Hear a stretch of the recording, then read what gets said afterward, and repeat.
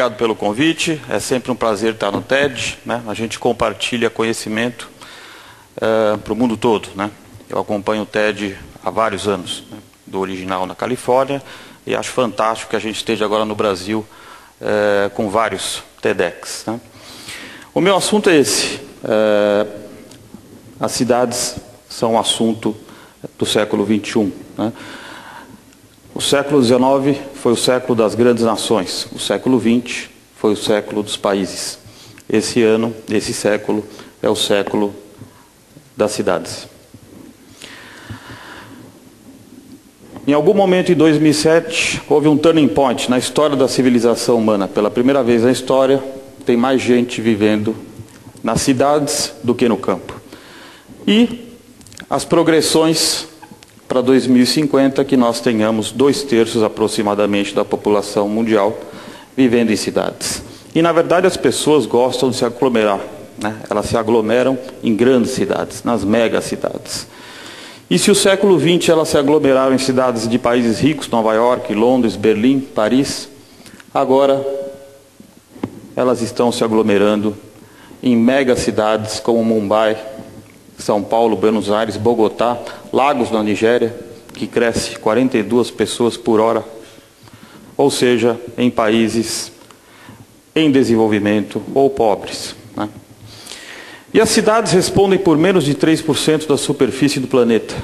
No entanto, 50% da população vive lá, mais de 75% de toda a energia consumida é dentro das cidades, e mais de 80% das emissões de gases que causam efeito estufa são gerados na cidade. Portanto, para falar de sustentabilidade, para falar de aquecimento global, alterações climáticas, etc., etc., temos que falar das cidades antes de qualquer outra coisa. É aqui que mora o problema, é aqui que terá que sair a solução, né? Mais do que isso, apenas 40 megacidades e mega-regiões fazem a diferença no mundo hoje, século XXI. 40 mega-regiões impulsionam a economia mundial. Elas concentram 1/5 da população mundial, 2/3 de todo o PIB do mundo. E o que é mais impressionante é onde se gera inovação. Isto explica esse slide também, né? É uma explosão da desigualdade, né? O famoso índice Gini, qualidade de vida. As megacidades, as maiores megacidades dos países não desenvolvidos ou emergentes concentram os maiores indicadores de desigualdade. Portanto, hoje em dia já tem muita gente falando sobre um planeta favela, né? 1/3 aproximadamente de toda a população do mundo vive em algum tipo de subhabitação e cresce anualmente a 25%. Vivemos, portanto, um momento incrível, né, no século XXI, de esgotamento e expansão. Em todos os lugares, áreas de proteção ambiental, aqui em cima, né, Guarapiranga, Billings, expansão para a população, como se as pessoas vivessem em máquinas de morar. As pessoas, grande parte delas, vivem desta maneira. Aqui é um modelinho que eu chamo de beleza americana, né? Subúrbios americanos, né? O território é dividido dessa maneira. Poderia ser São Paulo, é Venezuela, né? Os que têm acesso ao território, os que não têm acesso ao território, dividindo a mesma área da cidade, com qualidades de vida absolutamente diferentes. E essa foto é clássica, né? Foi parar na Tate de Londres, é Morumbi, separado por um muro, Paraisópolis, né? Que pela terceira vez esse ano teve incêndio, né? Muito provavelmente não acidental. É surreal a imagem, né? Ela revela aquilo que nós chamamos de absoluta falta de sociodiversidade territorial. Quando nós temos uma cidade com isto, não há sustentabilidade que mereça ser chamada pelo nome, né? E nós estamos construindo essas cidades, né? O país que mais cresce no mundo, a China, está fazendo isso. Na verdade, está copiando o que os Estados Unidos fizeram no século XX. E o mundo todo. Planejamento rodoviarista. Cidades para os carros, para os carros, para os carros. E não para as pessoas. Mas as cidades se reinventam, ainda bem, né?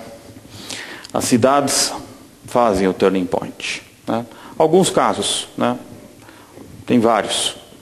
Nova York, o High Line, uma antiga vinha férrea, cruzando toda a ilha de Manhattan, áreas obsoletas, antigas áreas industriais, área dos açougues, áreas industriais das grandes megacidades, que entram em algum momento em declínio, entraram no século XX. E infraestruturas como essa entram em processo de declínio. Hoje, inaugurado ano passado, um grande parque linear. Novas construções, mercado imobiliário chegando em volta, a cidade vai se refazendo, vai se reinventando. Um bairro inteirinho industrial, isso aqui é o bairro do Poblenou, Barcelona, né? Um antigo bairro industrial, tecelagem, poderia ser o Brás ou a Moca em São Paulo, né? Há 10 anos se montou um projeto de regeneração urbana, recuperação econômica, com uma meta. O antigo Poblenou, que entrou em decadência, né, a cidade pós-fordista, entre aspas, pós-industrial, problema típico que nós temos nas grandes cidades do mundo, podem se reinventar, né?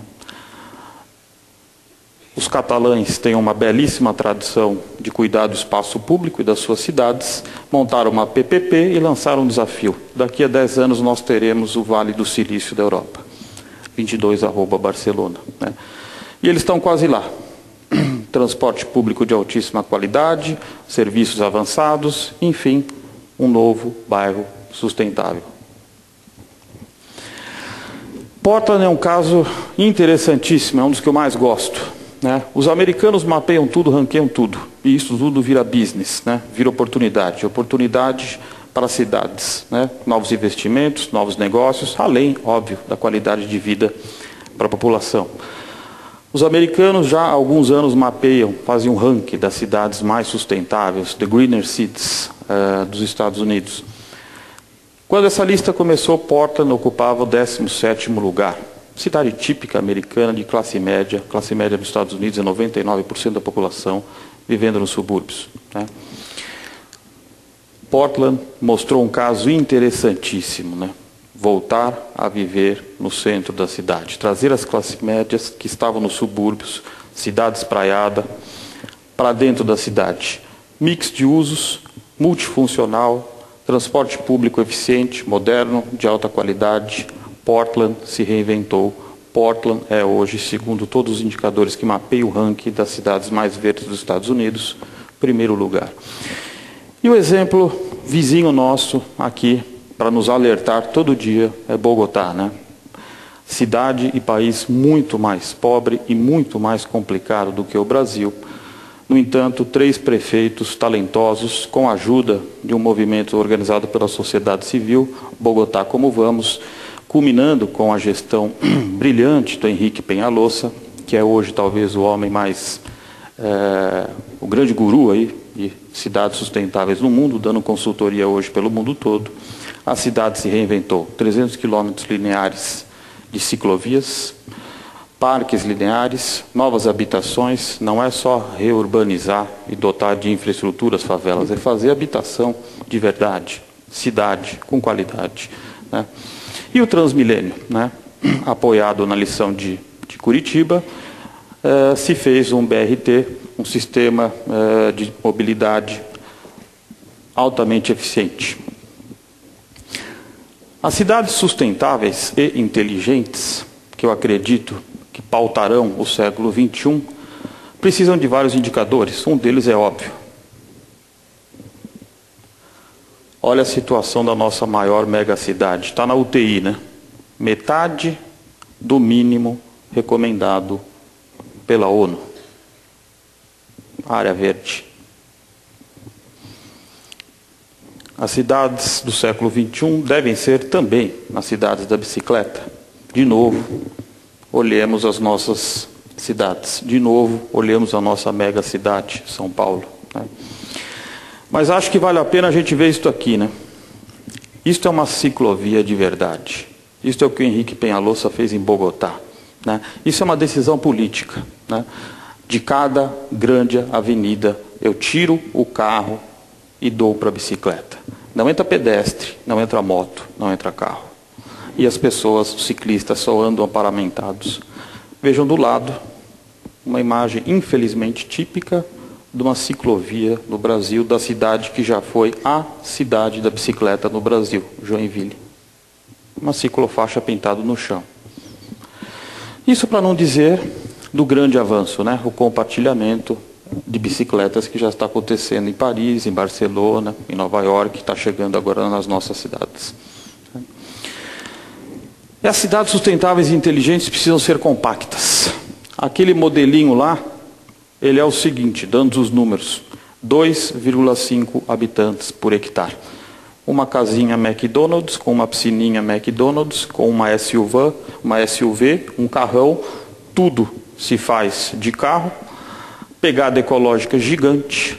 Se todo mundo no mundo vivesse como um americano típico, que é o que está nas nossas Alphavilles e Tamborés, né, de São Paulo, de Belo Horizonte, de Porto Alegre, linha geral, né, salvo algumas novas exceções que estão surgindo agora, nós precisaríamos de 7 planetas. Nós temos um. Portanto, cidades sustentáveis é dizer não para aquilo lá e é voltar a olhar para estas cidades. Copacabana, Ipanema, Manhattan, Higienópolis, Santa Cecília, Vila Buarque. E dá para fazer isso com muita qualidade, né? Desde que nós eliminemos aquela barreira e tragamos de volta, né? Traçamos de volta para as nossas cidades a riqueza da vida urbana, né? Esses bairros que eu falei, Ipanema, no Rio, Higienópolis, Vila Buarque, você vê mistura de diferentes classes sociais, as pessoas andando a pé, as pessoas entrando nos cafés, nos restaurantes, nos bares, universidades, desfrutando da cidade, como em Barcelona, como em Manhattan, como em Paris, como em Londres, como em Bogotá. E hoje em dia, cidades inteligentes e sustentáveis demandam, essa é a lição das que estão dando certo, essa é a lição de Bogotá, essa é a lição de Paris, essa é a lição de Nova York, essa é a lição de São Francisco, de Portland, muito além dos governos. A sociedade civil organizada está fazendo a diferença, né? É uma infinidade de organismos e instituições hoje pautando as cidades, né?